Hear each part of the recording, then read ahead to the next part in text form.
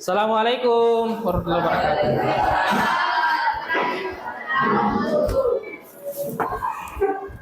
Ketua kelas minta tolong disiapkan dulu. Ya, siap. Beri salam kepada Pak Guru.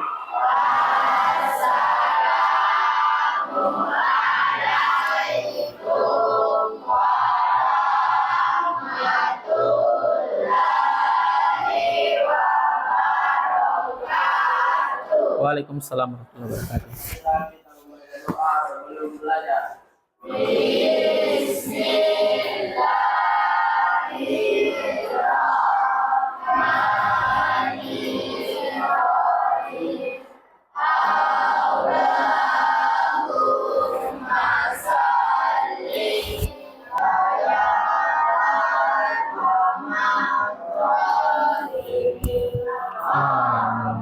Amin. Oke, anak-anakku sekalian, saya absen dulu, didengarkan namanya ya. Abdul Naufal Faristiad, Ahdayani, Ainul Fitri, Andi Muhammad Kaharuddin, Ansar. Ya. Bismillahirrahmanirrahim. Assalamualaikum warahmatullahi wabarakatuh. Waalaikumsalam warahmatullahi wabarakatuh. Ya, alhamdulillah rabbil alamin wassalatu wassalamu ala Rasulillah. Anakku sekalian, kelas 7 ya. Ya. Kelas 7A. Alhamdulillah kita ketemu lagi pada kesempatan hari ini dalam pembelajaran yaitu mapel coding dan kecerdasan artifisial ya. Jadi hari ini kita akan belajar tentang mata pelajaran coding dan artifisial.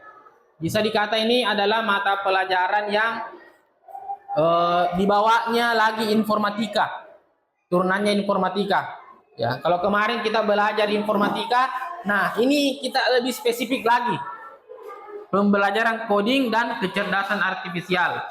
Dimana kalau di coding itu ya kalau kita cuma bisa menikmati aplikasi yang ada di HP, nah dengan adanya coding kita bisa membuat ya, kita bisa membuat aplikasi yang sering kalian lihat di HP seperti WhatsApp, Instagram, apalagi Facebook dan lain sebagainya. Kemudian untuk kecerdasan artifisial, pernah dengar ChatGPT? Pernah? Pernah dengar Gemini? Itu semua namanya kecerdasan artifisial. Di coding KA kita akan belajar tentang itu semua, ya. Nah, sebelum itu, anak-anakku sekalian, sebelum masuk terlalu jauh ke mata pelajaran coding dan KA, kita akan memulai dengan sebuah materi awal, ya. Sebuah materi awal yaitu di mata pelajaran yaitu berpikir komputasional, ya. Berpikir komputasional. Berpikir komputasional dengan dengan topik yaitu pengolahan data, ya. Ya. Anak-anakku sekalian, pernah tidak ketemu banyak istilahnya data ya? Daftar harga pernah lihat di menu makanan? Ada nama makanannya, ada daftar harganya? Pernah? Nah, pernah lihat misalnya kalau masuk ke wahana atau ke apa itu? Ke tempat pariwisata ada tiketnya? Pernah lihat semua? Nah, ya, itu semua adalah mengandung informasi dan data ya. Silakan lihat gambar ini dulu ya. Nah, ini gambar apa ini? Gambar apa? Ini gambar apa? Buah apa ini? Kurang kentara ya. Ini buah mangga. Ini lihat. Ini pensil, ini buku. Kalau ini di belakang? kursi, papan tulis. Nah, dari gambar yang saya tampilkan di atas, bisa nggak kalian mengkategorikan, ya, bahwa ini termasuk apa? Buah apa ini? Pisang ini termasuk apa? Apel ini termasuk apa? Kemudian pensil ini termasuk apa? Buku ini termasuk apa? Ada nggak yang bisa? Ada? Ada yang bisa? Hah? Kalau apel itu termasuk apa? Termasuk apa? Buah. Berarti mereka dikategorikan sebagai buah. Kalau buku? Baca, Sebagai apa? Di mana kalian pernah lihat ada papan tulis, ada kursi, buku, pensil atau pulpen, meja di mana? Ya. Bisa menjadi kategori sarana pembelajaran, ya. Itu ya. Jadi di pengenalan data ini kita akan belajar bagaimana mengkategorikan data, kemudian mengorganisasikannya supaya data yang kita dapatkan, data yang kita kelola bisa memberi kita sebuah informasi. Seperti tadi sebelumnya anakku sekalian, kalian mungkin pernah melihat daftar menu, daftar harga. Nah, itu semua berisi data-data yang menyajikan informasi. Informasi apa? Daftar menu makanan, daftar harga.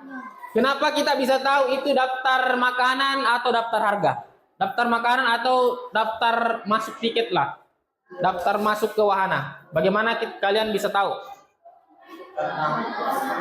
Ya. Karena sudah disusun dengan baik. Misalnya nasi goreng harganya 10.000, mie pangsit harganya 15.000. Tersusun dengan baik. Tidak mungkin di situ misalnya mie pangsit kemudian tertulis harganya di situ misalnya bakso. Ya, kan tidak mungkin. Pasti disusun baik-baik, disusun turun itu nama makanan dengan harganya, selurus dengan itu. Ya. Ya. Selanjutnya anakku sekalian, adapun tujuan pembelajaran kita hari ini adalah ini ya. Tujuan pembelajaran kita hari ini adalah siswa kelas 7 mampu mengidentifikasi dengan tepat jenis-jenis data sederhana, ya. Jadi ada data jenisnya teks, ada data jenisnya angka, ada jenisnya gambar. Yang relevan setelah menyimak penjelasan guru dan melihat contoh-contoh data sederhana dari kehidupan sehari-hari. Misalnya daftar belanja, kemudian tinggi badan, kemudian hasil survei hobi. Ya. Kemudian yang kedua, siswa kelas 7 mampu mengorganisir data sederhana ke dalam struktur tabel. Jadi misalnya data yang banyak itu kita mau organisir supaya lebih jelas, supaya kita bisa membaca data itu. Oh, ini ternyata data siswa, ini data nilai, ini data dan seterusnya ya.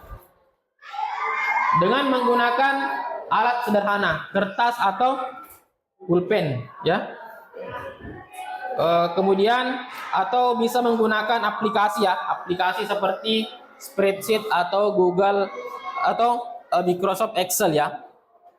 Tapi karena kendala sarana kita di sekolah, kita akan menggunakan kertas dengan pulpen saja ya. Ya. Nah, ini seperti yang saya jelaskan tadi anakku sekalian. Mungkin anakku sekalian pernah bertemu dengan daftar makanan, pernah lihat nilai ulangan yang di tabel-tabel itu, punya gurunya ada yang sempat lihat nilai ulangan, kemudian jumlah like di postingan. Ada yang punya sosial media di sini? Yang punya kan bisa dilihat itu jumlah likes-nya, jumlah komentarnya siapa begitu ya, berapa jumlahnya. Kemudian ya, jika kalian ingin mencari baju favorit yang berantakan, apa yang kalian lakukan agar mudah mendapatkannya? Maksudnya, apa yang kalian lakukan agar bajumu itu gampang ditemukan. Ya. Apa yang kau lakukan? Dia apa? Disusun, ya, disusun. Itu salah satunya, ya. Diklasifikasikan. Oh, ini baju sekolah, ini baju dalam, ini jilbab, ini topi misalnya, ini celana. Disusun. Kan tidak mungkin. Atau adakah di sini bajunya sama celananya campur?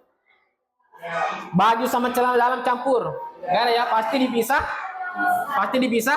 Pisah. Nah, itu salah satu contohnya mengorganisir. Dicari sejenisnya. Ya. Nanti kita akan bahas lagi lebih lanjut. Ya.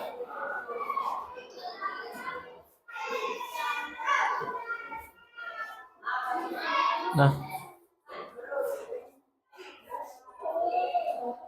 Nah. Ada yang pernah pakai ChatGPT di sini?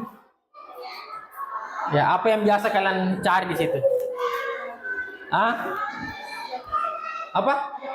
Jawaban apa? Jawaban pelajaran. Jadi sekarang itu dengan adanya yang namanya kecerdasan artifisial bisa lebih mudah. Cukup kalian ketik di situ jawaban dari 2 kali 2 berapa? Langsung muncul. Kalian mau bertanya bagaimana cara merawat muka agar lebih glowing? Muncul di situ. Dia akan munculkan langkah-langkahnya, step by stepnya. Ya. Atau misalnya kalian mau jadi content creator, ya. Bagaimana?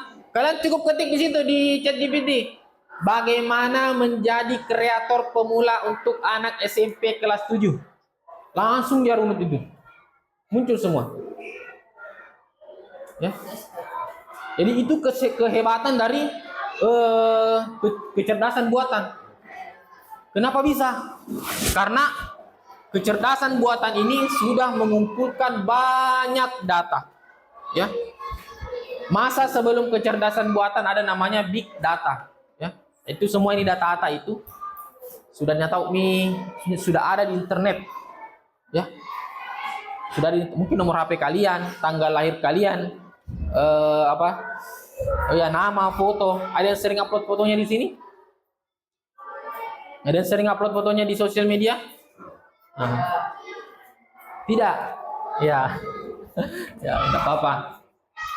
Jadi dengan pesatnya teknologi, kecerdasan artifisial bisa menggunakan berbagai data untuk menampilkan informasi kepada kita, ya, sesuai dengan apa yang kita inginkan. Selanjutnya kita masuk ke materi, ya. Itu tadi baru pengenalan. Ya. Hari ini kita akan memulai dengan petualangan seru bagaimana data bekerja. Jadi ini kecerdasan buatan, coding ini dimulai dari yang namanya data. Ya. Kemudian mengapa data itu penting? Bagaimana kita bisa menggunakannya untuk membuat hal-hal menakjubkan dengan coding dan kecerdasan artifisial. Nah, apa itu data? Ada yang bisa menjelaskan? Ada yang bisa mengungkapkan pikirannya apa itu data? Ada? Ada? Ya, coba Tanisa dibaca, naik baca di situ. Yang bagian pertama di sini. Ini. Coba. Nah, di sini silakan dibacakan kepada teman-temannya apa itu data. Bentar aja toh? Ya, silakan. Data adalah informasi atau fakta yang kita kumpulkan. Membayangkan kehidupan kita tanpa Tahu lagu favorit? Siapa teman-teman kita atau berapa tinggi badan kita. Ya, oke, sampai situ saja. Jadi di sini menjelaskan adalah data adalah informasi atau fakta yang kita kumpulkan. Kemarin pernah nggak ibu gurunya, bapak atau ibu guru datang di sini kumpul data berat badanmu dengan tinggi badan pas pendataan MBG? Pernah. Nah, itu data kalian dipakai itu. Si Kahar misalnya tingginya 150. beratnya 70 kilo. Kemudian alergi makan udang sama ayam. Nah, kemudian orang di sana bisa melihat, oh ini si Kahar tingginya 150, beratnya 70. Informasi apa yang bisa muncul di situ? Pasti ada yang salah. Kenapa berat sekali Kahar? Nah pendek ji. Pasti ada yang bermasalah. Bisa saja ini menjadi awal dia apa? Menderita obesitas, kegemukan. Ya. Jadi hanya dari data tinggi dan berat badan bisa ditahu. Oh, ini gemui. Ini ideal. Ini kurus-kurus. Ya. Ya itu ya. Nah, di atas ada 3 bagian ya. Ada 3 di situ. Mengapa data itu penting? Yang pertama itu membantu kita memahami, ya. Data itu membantu kita memahami dunia di sekitar kita seperti cuaca hari ini dan nilai ulangan, ya. Kemudian membuat keputusan cerdas. Kemudian membangun teknologi yang keren. Nah, kalau misalnya itu mobil atau motor bahan bakarnya bensin, teknologi canggih itu bahan bakarnya adalah data, ya, bahan bakarnya data, ya. Tidak kentar ya, berkentar ya.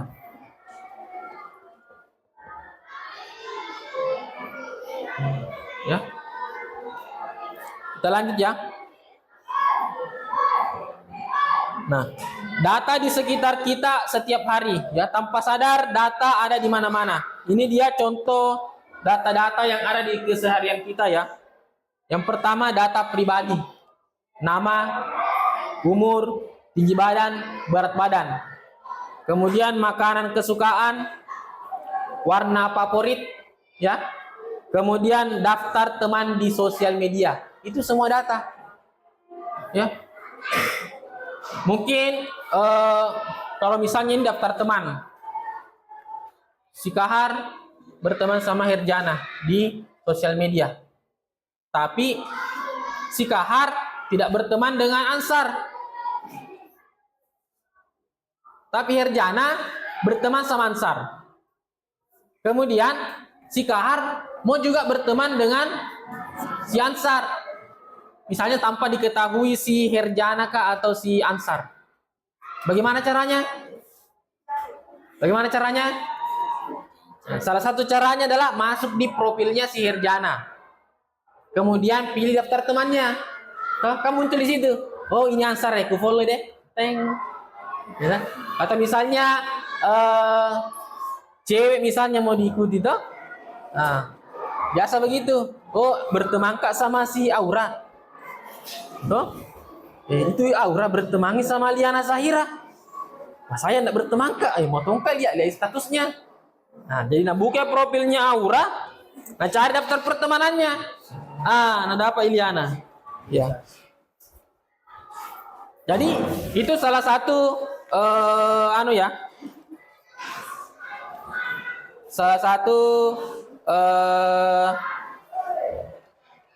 data yang ada di sekitar kita. Kemudian data aktivitas. Ada nggak yang pernah hitung jumlah langkahnya ke sekolah? Ada yang pernah pakai smartwatch? Nggak pernah. Ya. Jumlah langkah itu termasuk data ya. Kemudian waktu yang kita habiskan main game. Ada yang pernah main game di sini? Main game? Siapa? Angkat tangan yang main game. Yang main game sampai sejam ada? Angkat tangan. Yang main game selama 2 jam? Ada? Yang main game selama 3 jam ada? Tidak ada. Ya. Itu semua salah satu data. Oh, berarti misalnya si Rasna ini menghabiskan waktu tiap hari itu main game sebanyak 1 jam. Jadi kalau misalnya 1 pekan 7 jam. Ya, itu salah satu contoh data ya. Kemudian daftar lagu yang sering kalian dengarkan. Itu juga salah satu contoh data ya. Bayangkan kalau lemarimu berantakan. Ada nggak yang pernah di sini? Lemarinya berantakan. Enak nggak dilihat? Tidak toh? Apalagi kalau rumah berantakan, enak nggak dilihat? Rumah berantakan. Tidak toh? Ya. Sama halnya dengan data, ya.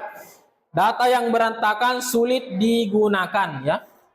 Misalnya, nah, data berantakan itu sulit dicari, ya, banyak duplikasi dan rentan salah, ya. Kemudian data terorganisasi mudah ditemukan, cepat diproses dan akurat, ya. Kalau terorganisasi itu bajumu di lemari, pasti cepat kalian dapat. Kemudian siap untuk AI. Siap untuk AI. Jadi data yang rapi adalah fondasi dari program. Fondasi dari program coding dan AI. Ya.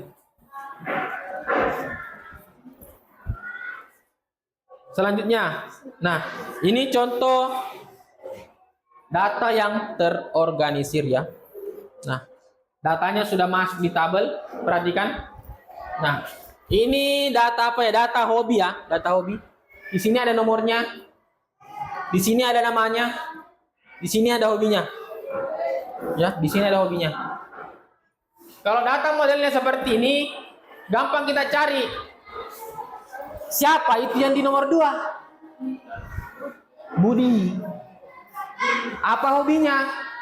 Apa hobinya Budi? Pasti kita lihat tulisannya. Oh, bermain sepak bola. Kan gampang begitu carinya. Itu Budi nomor urutan, sorry. Misalnya itu Ani urutan berapa ya? Oh, di sini. Oh, urutan 3 ya. Oh ya. Apa hobinya? Melukis. Gampang dibaca, ya. Itu maksudnya data terorganisir, ya, gampang dibaca. Oke. Untuk selanjutnya saya akan membagikan LKPD, ya, lembar kerja kepada anakku sekalian tentang mengorganisir data. Dan sebelum itu saya akan bentuk kelompok, ya. Kelompok kita bentuk 3 kelompok saja, ya. Di sini kelompok 1, ya. Kelompok 1. Sini kelompok 2, sini kelompok 3, ya. Oke, ya, paham ya? Ya. Bagikan LKPD, ya.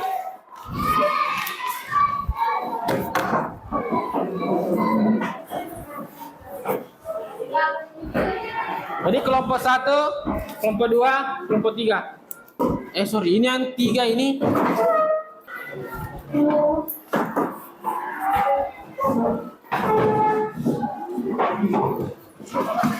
Ya.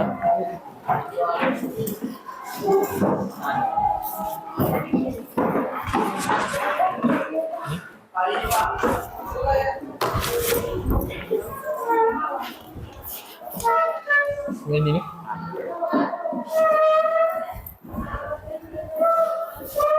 Mau kemana? Baik.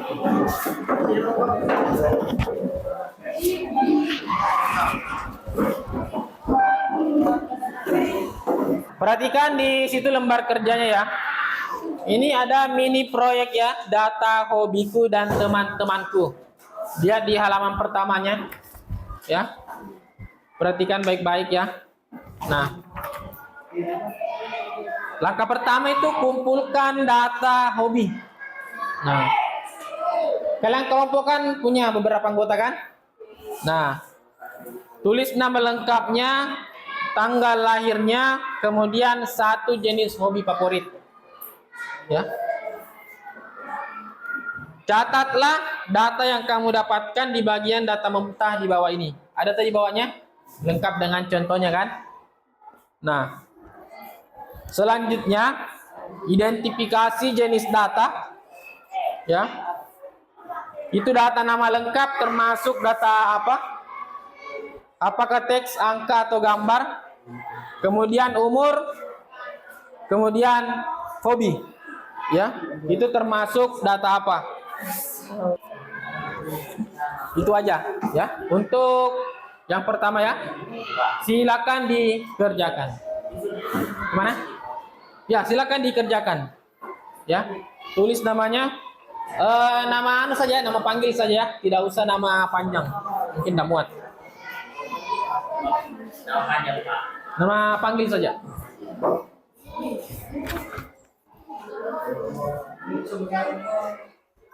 Kalau ada kendala, angkat tangan saja.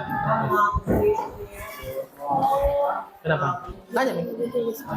Ini. Nih. Tulis begini dulu. Ini kan namanya data mentah. Ini misalnya Liana misalnya lahir 29 Juli 2010. Hobinya masak misalnya. Lanjut sampai siapa namamu? Tulis begitu.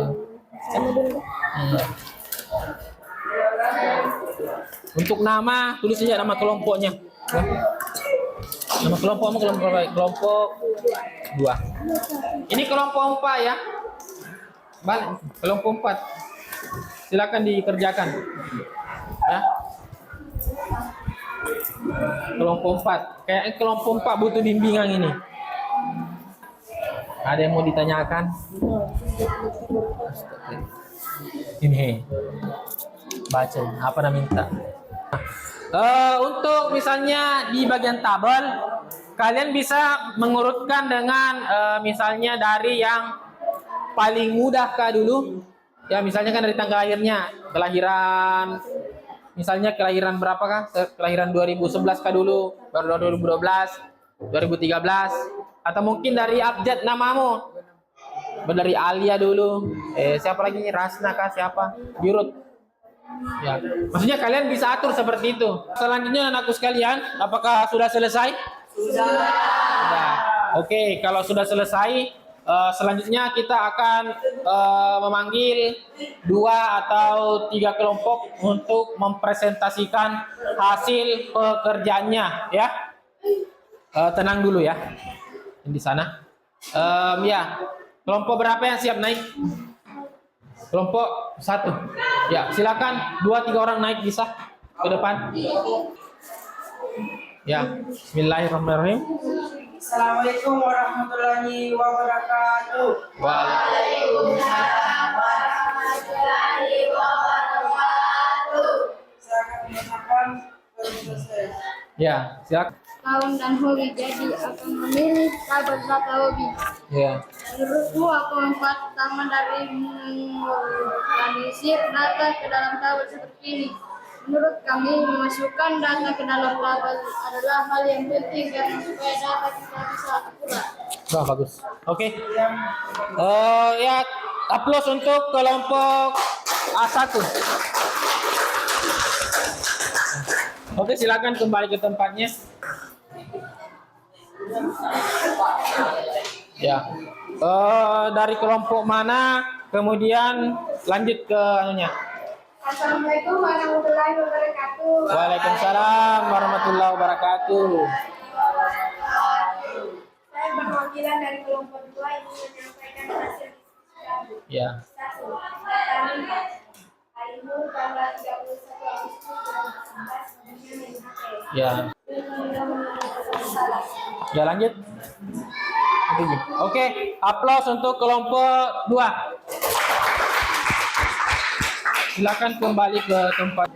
Kalau saya lihat tadi datanya sudah bagus, ya. Sudah bisa dibaca, ya. Dengan tabelnya tadi, ya. Jadi kalau ada data diusahakan dibuat dalam bentuk yang bisa diorganisir, bisa diatur. Salah satunya apa? Salah satunya bentuk tabel, ya. Di belakang lembar kerjanya silakan dijawab pertanyaan ini dengan singkat, ya. Jawab pertanyaan ini dengan singkat, refleksi. Oke, kalau sudah saya akan mengumpulkan lembar kerjanya anak-anakku sekalian itu sebagai sebagai bentuk asesmen, ya, untuk anak-anakku sekalian.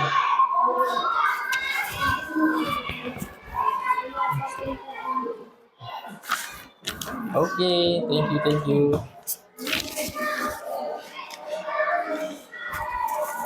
Oke, jadi pekerjaannya sudah dikumpulkan, ya. Selanjutnya anak-anakku sekalian, insya Allah pekan depan kita akan mempelajari lebih lanjut lagi tentang data, di mana itu bagaimana kita menganalisis data yang sudah rapi, kemudian menyajikannya dalam bentuk visual yang menarik, entahkah itu dalam bentuk grafik atau yang lainnya. Selanjutnya mungkin itu ya untuk pertemuan kita hari ini. Kepada ketua kelas silakan dipimpin untuk doa. Ya, mana ketua kelas? Ketua kelas dipimpin untuk doa. Bersalam kepada Bapak Guru.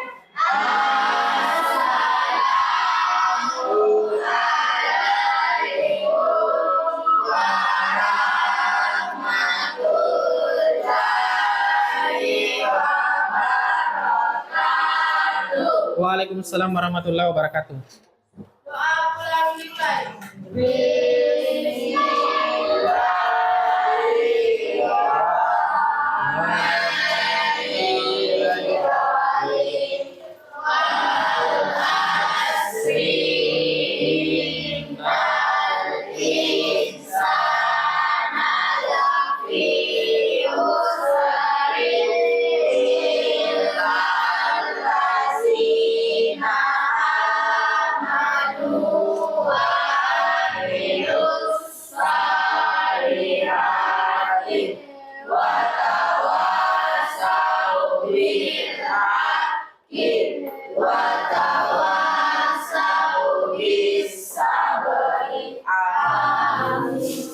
Oke, anak-anakku sekalian, sebelum pulang sedikit informasi saya sampaikan, sedikit tambahan ya. Sekarang anak-anakku sekalian, kita sudah masuk ke era digitalisasi. Ya, kita sudah masuk ke era digitalisasi. Pemerintah kita mencanangkan mata pelajaran ini, coding dengan kecerdasan artifisial, dan akan diterapkan di sekolah kita. Jadi saya harap anak-anakku sekalian bisa lebih memperhatikan, bisa lebih menjadikan fokus utama di pembelajaran yang berbasis teknologi. Kenapa? Karena itu tadi yang saya bilang, kita sekarang berada di dunia digitalisasi. Semua hal yang kita mau ada di depan kita. Ya, ada di depan kita. Ya, sudah ada di genggaman kita. Ya, minimal ini. Ya. Kita mau memotret ada di sini. Kita mau menelpon ada di sini. Kita mau komunikasi ada di sini. Kita mau kirim foto, video apa dan segala macam. Ya. Jadi aku sekalian berusahalah untuk menguasai yang namanya teknologi. Ya, mungkin itu penutup hari ini. Demikian apa yang telah saya sampaikan, lebih dan kurangnya mohon dimaafkan. Wassalamualaikum warahmatullahi wabarakatuh.